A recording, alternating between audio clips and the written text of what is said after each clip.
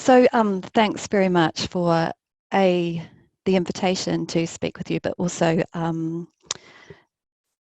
I guess, yeah, the opportunity to introduce myself and to introduce kind of this whole field of corporate fundraising and sponsorship. I thought to begin with, what might be really good is if I just introduce myself. So some of you, I notice names that are familiar to me coming up. So some of you I have had the pleasure of meeting in person, and some of you I haven't. But I was also really struck by Juliet's comment at the beginning of how to start the conversation.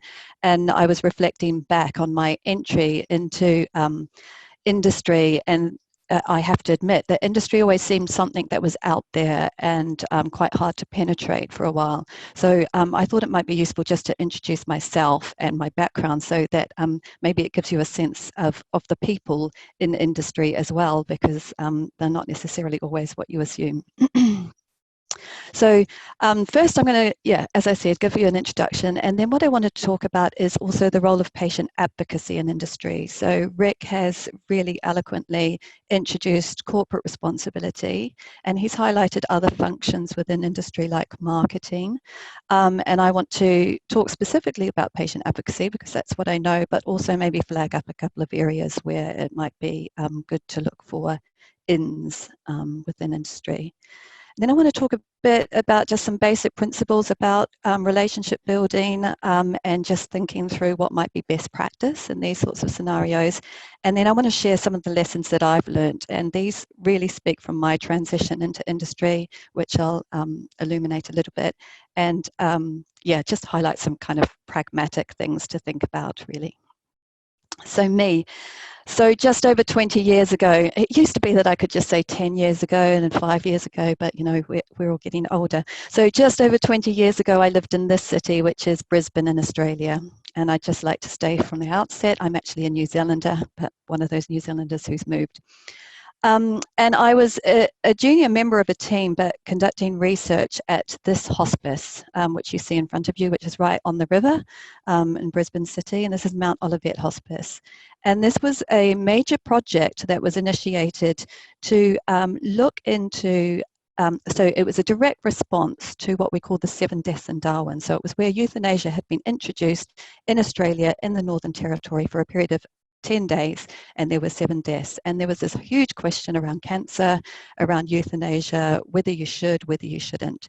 So this study was a qualitative and a quantitative investigation as to the wish to hasten death in terminally ill patients, and also talking to their doctors.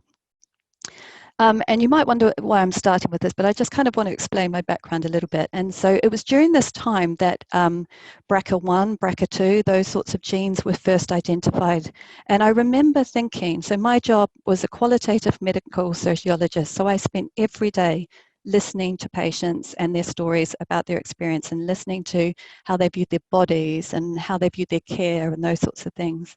And I remember with this discovery of BRCA1 and BRCA2 just being completely A, I'll be honest, horrified to begin with, and then B, just completely intrigued as to the fortune-telling nature of the gene and what on earth that meant to actually have a gene that either not only predicts something, but maybe is black or white in terms of causing disease, and how does that impact on people in terms of their social engagements, how they view their bodies, what access to care they got.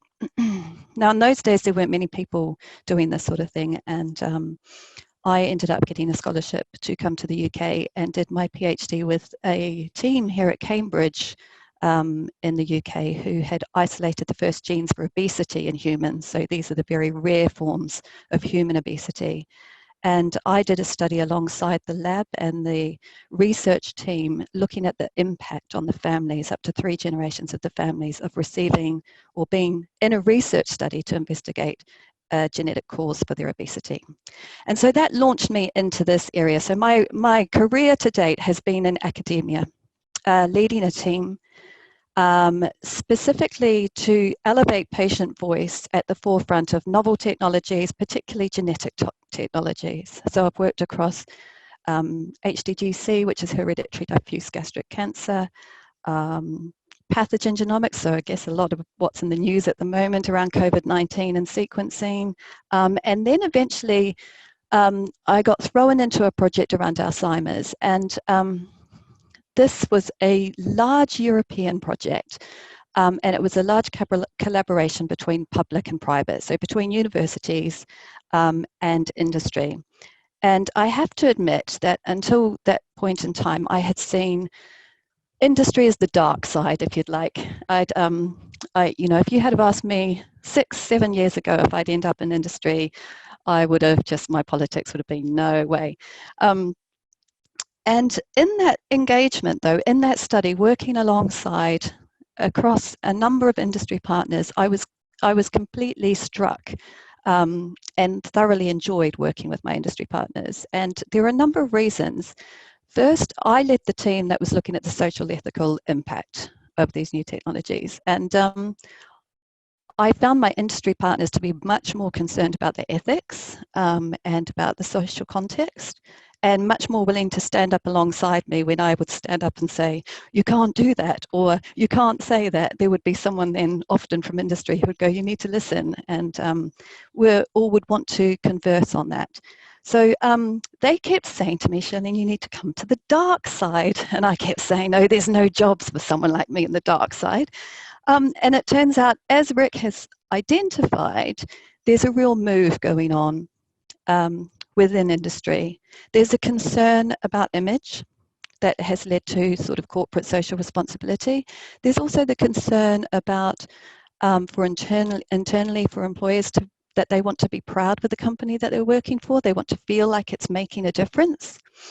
But there is also a commitment from companies in a way that maybe is different from the research or medical world, which means that in the end, often companies are producing a product, and that product therefore is going to rely on the good impression and the good stories that come from that product in terms of its use. And its use is generally by patients, by families, by caregivers.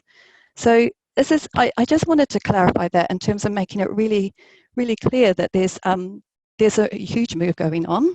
And I was eventually approached by Illumina.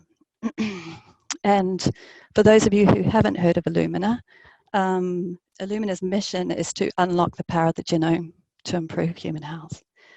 And it's a great company, and I will talk about that a little bit later, but I found myself in a brand new role heading up what we call patient advocacy across Europe, Middle East, and Africa. So I want to talk a little bit about patient advocacy in industry, and I want to talk a little bit about why this is important, and also, I guess, the different roles that maybe touch on this within industry, because it's been a steep learning curve for me, and hopefully I can share some of those insights that might be useful for you. So as Rick, I think, has highlighted, but I want to push it a little bit further. I think it's really important to focus on that patient experience. So the patient story, if you like, and I don't necessarily like that word, but I'm going to use it here for a reason. That patient experience impacts on every aspect of our work in industry. Now, you might be familiar with pharma and thinking this through in terms of clinical trials, that often we've seen perhaps almost the manipulation of particular patient groups in order to access clinical trials or to recruit for clinical trials, to get the right people into clinical trials at the right time.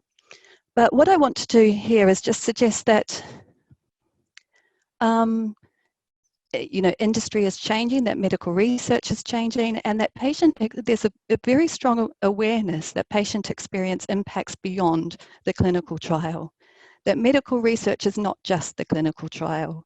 So here, the centrality of patient experience really impacts beyond that traditional kind of recruitment to clinical trials. And here I'd like you to think about this in terms of, say, patient registries, very basic science, natural history studies, just the very idea of the need for data to actually produce something.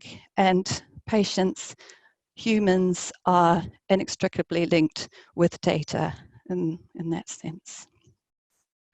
So I want you to think about it as being beyond translational medical research, so those very obvious forms of medical research. The other thing that I want to highlight is that there is nothing more impactful than the testimony of a patient or a caregiver.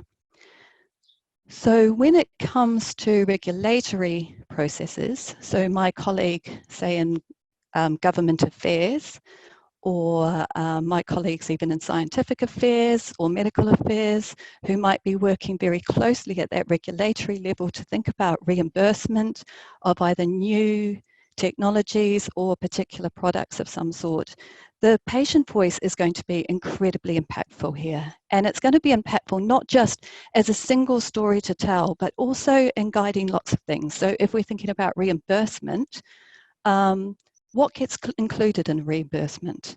Okay, so we might just be in reimbursing diagnosis, but what gets included in diagnosis? Is it just the test, or is it also the counselling? Is it also the support around that? And this is where patient voice is really, really important. The next one that I've got on the list here is raising awareness and education campaigns. So these might be quite familiar to you. For example, there's a very famous education campaign that was a collaboration between Janssen pharmaceutical industry and 3 American patient organizations in the cancer world called cancer.com. There's a number of awareness raising campaigns that pharmaceuticals industry in some way like to do around not only their product, but generally around the general health needs. So it might be cancer, it might be rare disease, it might be all those sorts of things. And the other area where patient experience impacts, of course, is in product launches. Now, I do want to kind of just provide a word of caution around product launches, because my recommendation would be that you don't get involved in product launches at the point of launch. This should be the response to a long relationship, to being involved in the early stages of development right through to the implementation. But what this patient story does do at product launches is helps to provide a complete story about the impact of that particular product. So it's not just its resonance for either a medical doctor, it's also its resonance right through to clinical care. And of course, industry can also give financial support, which is why we're here at the moment. However, I guess I don't want to, we've already kind of raised a voice of caution about this, and I don't want to suggest this without any precaution. I think there's been too many examples where we have seen pharma links with particular patient groups raise very serious questions about the extent to which a company holds influence over testimony given, and I think that's something that you need to really hold tight. This is your story, this is your experience, and any engagement needs to be true to that. So therefore, I think there's just a few things that I wanted to highlight as basic principles. And the first is perhaps thinking through the issues of transparency and accountability.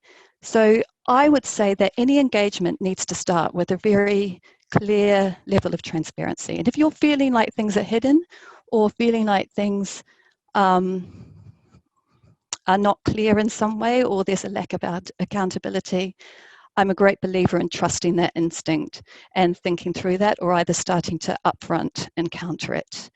So one of the things that I did want to say here, and I will raise this again, I've kind of been hinting at it all the way through, is thinking that your story should not be used as a consumptive kind of story. I think my main concern is that we often see patient experience exploited in some way as some sort of story that's held up for people to consume. It's either held up for people to make them feel good about themselves, or to make them cry in some way. And I think we need to take great care with that in terms of how these encounters are used and what's being used here.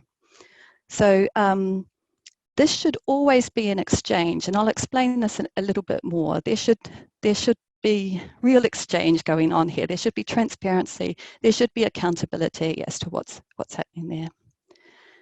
the second principle that I wanted to really highlight was how important it is to seed early relationships. So look for those examples where you can support really ethical research, really ethical science and innovation. Look for the exemplars and think about those relationships. And it might be that being involved from a very early stage, even when you don't necessarily know exactly what's going to be the outcomes, that as Rick said, might provide the longer term relationships and sustainability. It also generally will provide more outstanding results for everyone involved. And make sure that there's an adherence to ethical boundaries. So ensure your independence. You need to remain independent. You need to remain clear on, I guess, what you need to get out of this, and what you're prepared to do. And there are very clear ethical boundaries that you can adhere to. So there's a number of amazing documents that have been produced across Europe through Eurodis, through UPATI, through a number of organisations that I happily reference here, then we can look at. And identify shared goals. Look at putting patients first. I think that's fairly obvious, but make sure that these are shared goals for putting the patients in your community first. So just to continue this and maybe make a little bit more sense of this, what I want to do is just give some personal lessons. So as I mentioned, I came from academia and I have only been in Illumina for 6 months. So I've only been in industry for 6 months. And I think it might be just useful for me to share a lot of the learnings that I've had to highlight, I think, things that would be important maybe for all of us as we think about how to access corporate funds. The first is to think about the history of a company. And the second will be building relationships. The third will be different categories for financial support. Fourth, I want to talk about time a little, and then the pragmatics of industry budgets. So the history of a company, and I don't say this glibly, but I think I want to highlight this for a particular reason. So some of you might be aware of the story of John Crowley from Amicus, so the CEO of Amicus. There's been a film made about him called Extraordinary Measures, where after his children, Megan and Patrick, were eventually diagnosed with Pompe disease, he went on to found a company.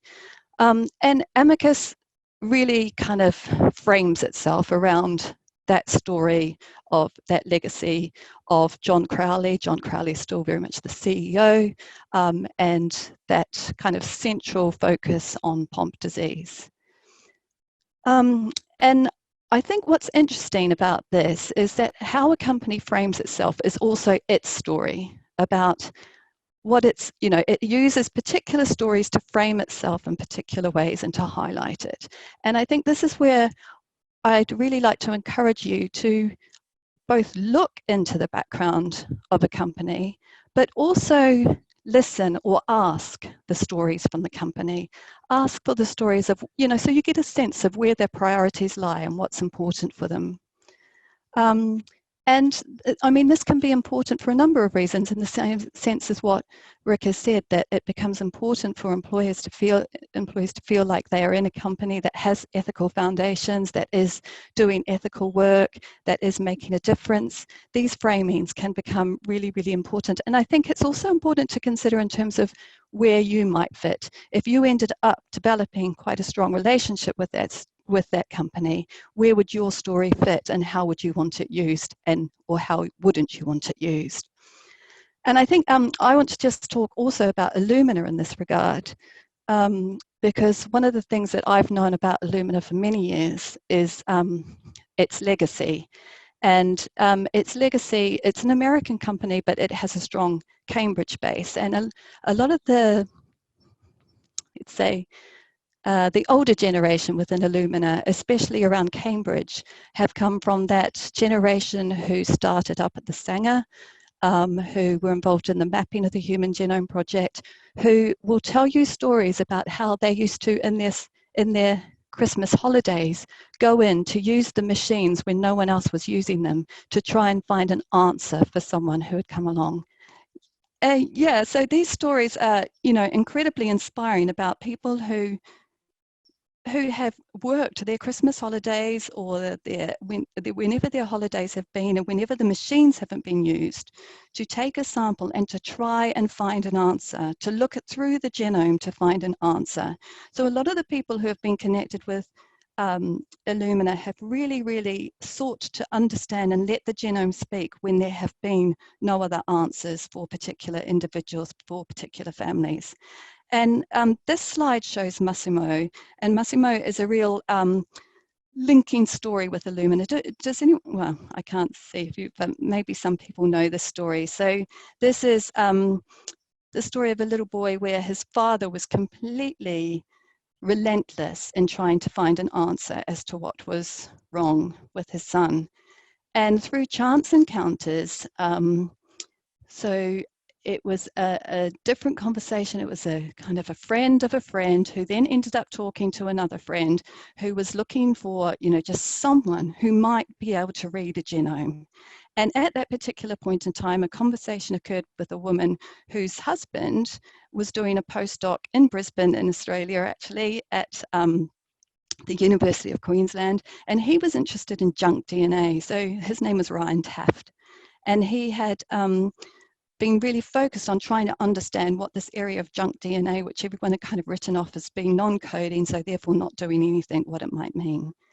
And they ended up having a conversation, and for a period of time, Ryan Taft literally spent every spare moment looking through the genome of this boy, and then eventually managed to get the genomes of his parents, so what we would call trio, whole genome sequencing is a trio now, and eventually identified the DARS mutations, which cause Massimo's leukodystrophy. And this, in a way, so Massimo is kind of remembered. Unfortunately, he lost his battle, but he is remembered as being the first child to benefit from whole genome sequencing in the end. And Ryan Taft eventually ended up working with Illumina. And one of our labs is dedicated, the lab in San Diego is dedicated to Massimo with this kind of Mission Massimo symbol and a plaque saying we will always remember and deeply feel the passion and love surrounding Massimo. So internally, we call this remembering our why. And we do this internally to remind all the staff, no matter what their role is, even if it's just them spending all day in front of a computer screen doing bioinformatics and so disconnected from a patient, but to remember their why. In the same way at our lab at the Sanger Centre, the Illumina lab, they work constantly to remind the people through the lab process that every sample is a patient, is an individual, and this is what we call remembering our why. The second point that I wanted to make, so I've just highlighted why it's important to understand the history and to think through how a company presents itself, is also in building relationships. So this is actually at a Findacure event. This is me with, I don't know if you know, the same but different crew. And what I'd like to suggest, there's a number of things that do make it difficult sometimes for patient orgs to make connections with industry. And there's GDPR, there's a number of professional codes that mean, you know, direct contact can be tricky, but you are always welcome to make direct contact with someone like myself. But how do you start that conversation? And sometimes it's serendipitous, and sometimes it's just making the most of those moments. Like at this conference, well, it was the Findacure event in Manchester. I got to meet the same but different crew. We actually wagged some of the sessions and talked through those sessions, and part of our collaboration began. And so I do think that events are great networking opportunities. To just go up to someone, to talk to them, to just tell them a little bit about what your background is, to just share insights. And I do really believe in those personal, informal moments as being instrumental in developing some sort of finding common ground and developing relationship. Perhaps then go on to follow those people on social media, go to conferences, make practical calls. So once you've made those contacts, or maybe you've heard of someone and you get their email address, send them an email and maybe just arrange a call. So I often will have calls with people where it's just, I want to hear the story. So I can understand the background, so I can understand what the pressing concerns are. And it might not be that at the moment I can do anything, or I can provide any funding, or there's anything that properly links. But if you keep in touch with me, and as things develop, then suddenly something can eventuate. So for example, I would ask, so there's a couple of charities that I'm keeping in contact with, and I just ask that, just let me know if there's any development, because there might be something that comes up then that we go, actually we could run with that, we could do something there. So it sounds very woolly and it sounds very wishy-washy, but I am, and this is me personally, I'm a great believer in those personal contact points. And I think the other thing that what happens there is that then, as Rick was talking about, there's different corporate grants, there's a number of different opportunities that develop. But if you have a personal contact within the organisation, they can also advocate for you when they hear of opportunities coming up, maybe with their colleagues or with other funding options within the company.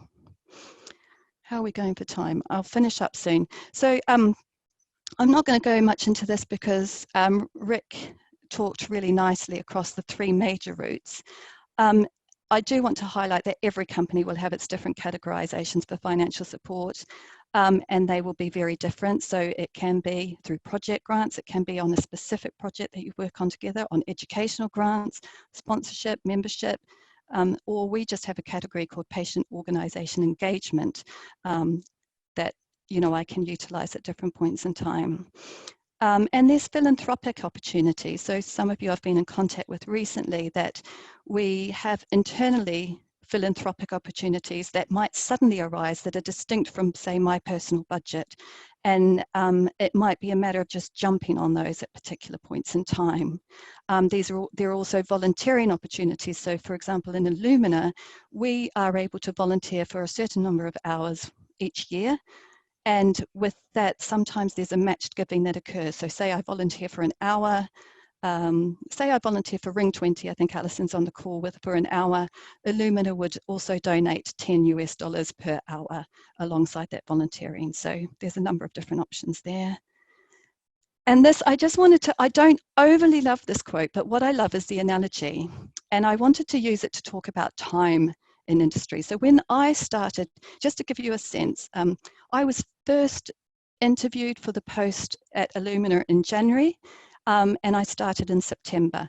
For a period of over 4 months, I was interviewed quite extensively by a number of different people. So this whole idea of time is very, very different.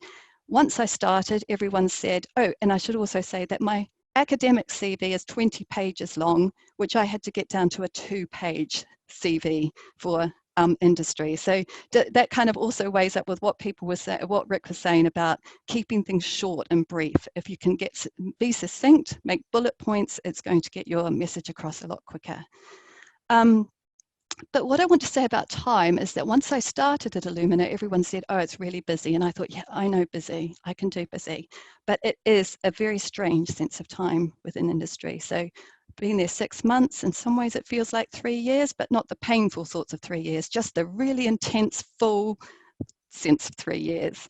And so many times I've realized that it is a matter of keeping a focus on what's important, that there might be moments where it's like, it just happens. You know, you get that moment of serendipity and it's like either suddenly funds are available or there's an opportunity for something to go forward.